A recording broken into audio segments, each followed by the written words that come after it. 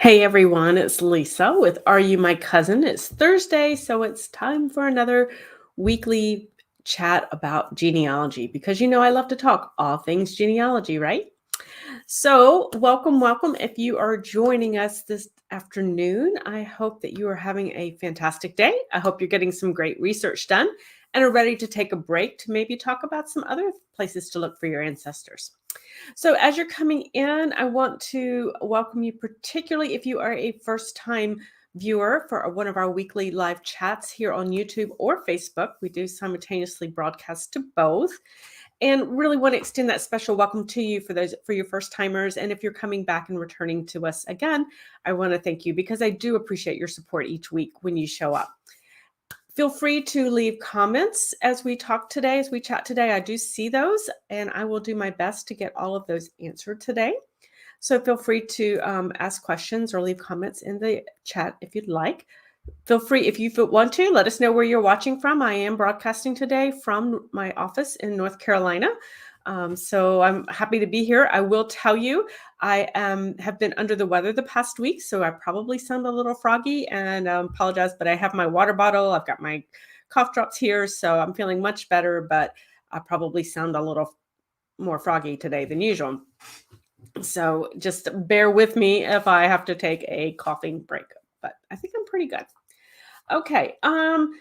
If you are joining me today from YouTube, I would love it if you would hit that subscribe button down in the bottom right-hand corner of the screen. That lets you be notified when I go live or when I post new videos over at the Are You My Cousin YouTube channel. Likewise, if you're on Facebook, you can hit that like button and they will let them know that you want to see more of these videos that when I post. So you'll see that in your feed more often, just to kind of help you go along. But know that I'm here pretty much every Thursday afternoon at 3 p.m. Eastern time to talk genealogy. All right, guys, I have some really big, exciting news. And you guys have been hearing it if you've been seeing my emails lately and in my social media. And I apologize because I have emailed more than usual lately. But I have two brand new books that are coming out. And I'm so excited. We're counting down to the release date, which is next week. But they are available for pre-order. So the first one is My Life Story So Far. It's the Grandmother's Journal. And then I have, let's see if I get that camera right. I got the grandfather's version as well. So each one is full of prompts, a lot of places to go write where they can write their stories. Our grandparents can go in and write our stories. If you're a grandparent, go in, write your stories, your answers to the prompts that you can then pass on to your grandchildren and generations to come. I think as genealogy researchers, we tend to forget that we have a really important story of our own that we need to make sure we're sharing. So I will put in the comment boxes links to those. They are like I said, they are available for pre-order right now. They will be available for they'll go live next week. Is the launch date. Oops, one of them didn't happen. Okay, I'll catch it for you in just a sec. And so yes, so definitely want you to check them out if you need some last minute Christmas gifts or something for yourself. So I'm just really excited that I was able to create these books. All right, so I saw Lee had popped in. So hey, good to see you from Pennsylvania. Glad that you could join us today. I know it's the holiday season, so it's a little harder. Sometimes people are a little slower to find us. Hey, Diane from Dublin, Ohio. I was just up in that area quite recently, helping my son move to Columbus, Ohio. So yes, I was able up in the Ohio River or the Ohio area, and I saw snow, which may be the only snow I get to see this year. We don't always get it down here in North Carolina, in the part of where I'm at. So that was exciting. All right. Well, if you guys are ready, we will just kind of jump right in. Feel free to, again, leave your comments as you'd like as you come in. But what we're talking about today is finding our ancestors in holiday records. Oh, Martha, you just made my day, honey. She's already ordered some of the books for her family members. So that really made my day. Thank you so much, Martha. I appreciate that. Hey, Diane from South Carolina, and Dave, you're back from Washington. Yay. Glad you guys are joining us today. So it is the holiday season, and we get busy, and it's really a great time to do genealogy. because we have the opportunity to meet with family members and talk and, hopefully get some more of that one-on-one time and find some of those photographs that maybe we hadn't seen before and those kinds of things. But I want us to think about, as much as we enjoy getting together as a family, our ancestors did this as well. They had their own traditions to when it came surrounding the holidays. The activities that they did were very important to them. And so I would encourage you to kind of think back about what you might have done as a child, what you've heard stories of ancestors did, because it's their faith and their holiday traditions created records that we can use as genealogy researchers. So it creates records that we can then go and look. Now, we're not they're more of a what I would call the social history records. And quite frankly, this is straight up social history type of information, which is really important to us as researchers, I think, because we need to make sure we have a really good understanding of what they were doing and how they were celebrating religious holidays. Obviously, we're kind of focused on Christmas right now, but this goes for any holiday, any faith that we would be thinking about. If we understand how they celebrated and perhaps how that faith celebrated a particular holiday, in this case, we're talking Christmas, then we can start to look for evidence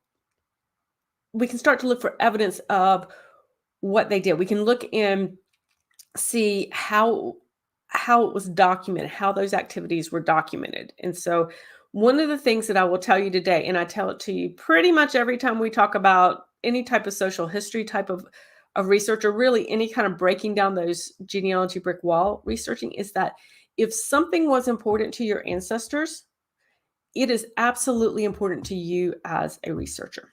So if faith was an important part of your ancestors' life, celebrations within that faith were important to them, then they automatically become important to you in your research. And you have to understand, you have to do some digging sometimes to kind of figure out, okay, what is it? What did they do? What did that church do? So the wonderful thing about that is it does create those records that we can use. So again, I'm really focused on the Christmas records at this point, just because we're in the Christmas season and the holiday season, but it does apply across any faith that you would be researching, or any ancestral faith that you might be researching. So the first thing that I would encourage you to do would be to look for church newsletters, because think about it. Church pageants, how many of us, I did, how many of us actually participated in a church Christmas pageant? Maybe it was the children's choir. Maybe it was, the service projects that were taking place during that time period. These are often written up. They're written up. Participants were listed out in a church, in the bulletin. It could have been a monthly church newsletter, could be the church periodical. So maybe there's a newspaper for that church denomination that comes out for that region. All of these things are documented about what was happening there. So if you search for those, you can, if you understand, or if you know where your ancestors were and what church they may have participated in, search for those church newsletters. Now, I know what your next question is. Lisa, where are the church newsletters? How do we find them, right? Okay. I would first of all contact the church if it's still going on, if it has, if it's still around. I would contact the church. And typically churches will have a historian. It might be a self-appointed historian, but oftentimes they have full-fledged appointed historians.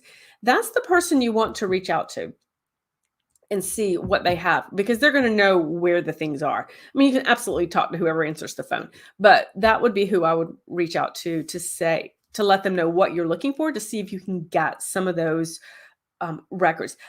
Additionally, a church may have taken photographs during these programs. Absolutely, would be a time for photographs what could have been taken, and you might find something there. So I would encourage you to reach out to this church, to the churches, see who might still have those records. If not, the flip side of that to find those would be the vertical files at the local library.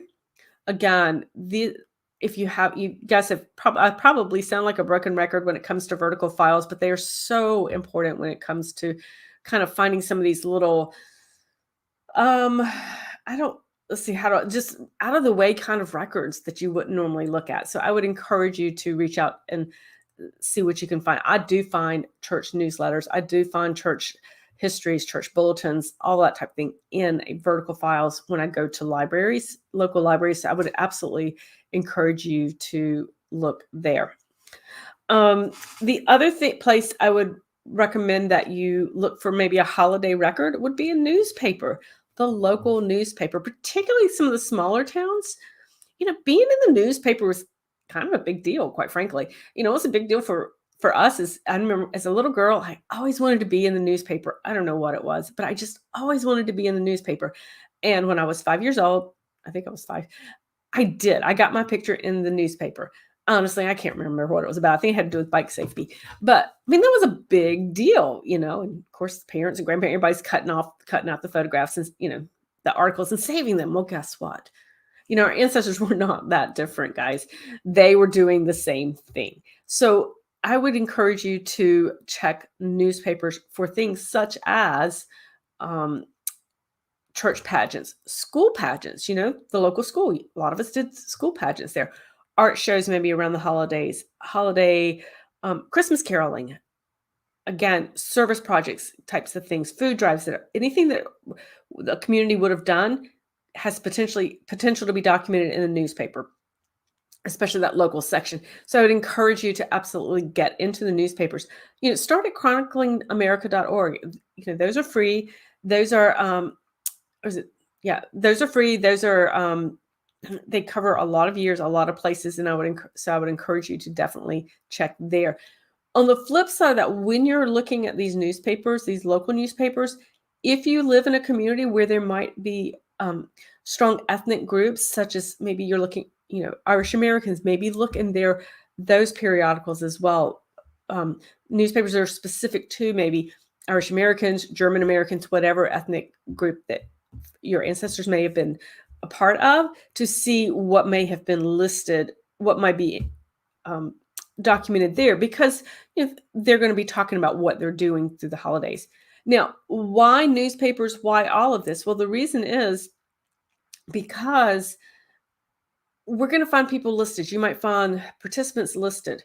You can sometimes find family groupings listed. You can find, this is where you're going to find, a lot of the women in the family. So if you're struggling to find female ancestors, these are the places that you might find. Again, they're not formal records like legal records, but they are social history records that we're looking at that can tell us a little bit more about it. So if you are able to kind of continue to build and build and build your ancestors' profile, and as you go through each of these records and all of this build up what their life looked like, you can start to make predictions on other records that they might be in, or be able to put together finally clues of who belongs to whom, so to speak, in those records.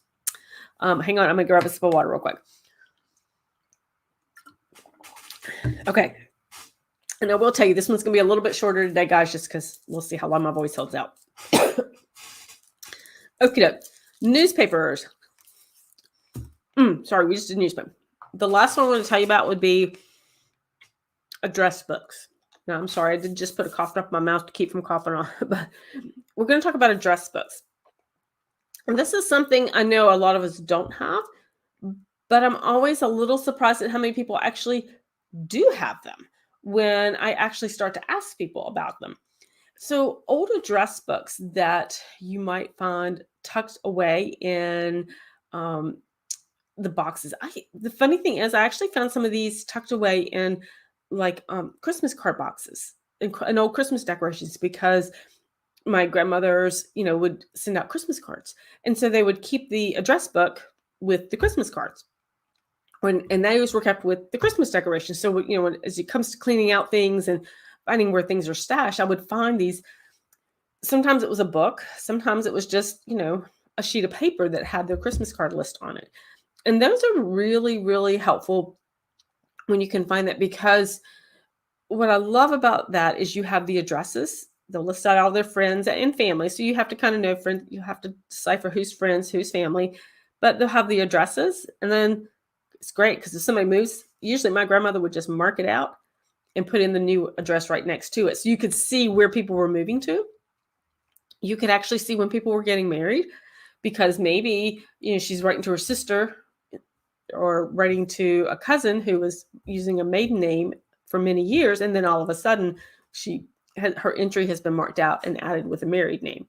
And so you can kind of see when things were changed and what a maiden name might have been, what a married name might have been, and sometimes they go back to a maiden name, unfortunately. So you can see that kind of go along with that. So I like to seek out address books when possible. And again, I want you to keep your mind open and consider that when I talk address book, that I'm not talking, sometimes, yes, I do consider a physical address book, but it could be just, a piece of paper or a little pad of paper that's maybe tucked in, in other books that are important to that person. It could have been tucked in again with the Christmas decorations. I find all kinds of things stuffed in the family Bible, because if the Bible wasn't, if they were reading the Bible daily, they were sticking important papers that were into that as well. It's amazing. I have found little addresses written out, like several tucked into cookbooks. So, I actually picture in my head, like, my grandmother cooking and, maybe stopping to answer a phone call and take a note and then just putting it, it somehow getting tucked into the cookbook kind of thing. So you can see that kind of thing start to happen when you're looking for it. So as you are going about your holiday season, as you are having family come in, if you're going to visit family, depending on how all that works out this year, I would actually ask people about it. I would ask people about the Christmas cards, the address books. Are there old Christmas cards that are still laying around that might have addresses on them? I'm always amazed at what I can still find tucked in among the photo albums. Again, Christmas cards that were sent to somebody. So look, let your mind kind of open up and see what you can find and ask. That's the key. You got to ask, and see what you can find on that. So, so I would definitely start with those three when it comes to holiday records. Again, this is a very much a social history type of research. It is typically you're looking to build clues to build what you know about that ancestor, so that you can make the right connections and put the right pieces of the puzzle together. So we're talking church newsletters are great, and newspapers, probably my first two places I always go to see what I can find there.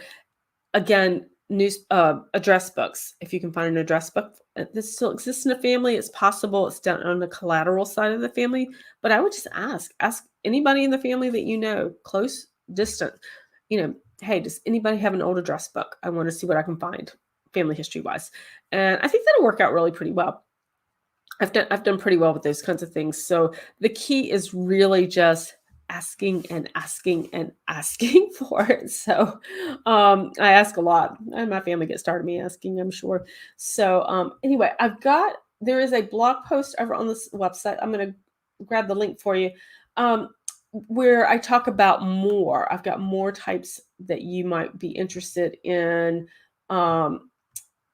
reading about. It's called the 12 Days of Christmas. And so you might find more interest. You will find some more types of records over there and examples, and more about where to find them as well. So I'd encourage you to head over to there and check those two out. When we are done here, there is no YouTube, Facebook Live next week. It is the holiday week, so I'm going to take the week off, and so we won't be meeting here, and then we'll meet the following week, kind of to round out the new year, or the old 2021 as we go into 2022 or 2022. So I hope you have great luck when it comes to perusing some of these holiday records. Take some time to do it if possible this holiday season. If not, just put it on your to-do list for January, because January will be here. It'll be cold in most places, so what better time to do genealogy research, right? All right, guys, I am going to wrap things up at this point. Again, feel free to check out the new books that I have. I'm really quite proud of them. And I hope to see that you have a wonderful Christmas, and I will see you back here again in the near future. So have a great day. I did make it without having a lot of coffee, so I'm doing pretty good here. So I will look forward to seeing you next time, guys. Hey, Danny. Oh, rainy and warm Loveland, Ohio. A wet Christmas. I know. I actually got snow, so I did see snow in December when I was in Ohio. So that's always good. It's really quite warm here in North Carolina too. It's like 70 degrees outside. So you just never know in North Carolina, right? You never quite know. So anyway, guys, have a wonderful, safe holiday. I will see you next time. Excuse me. I am going to go get some more water, and I will talk to you later. Bye, guys.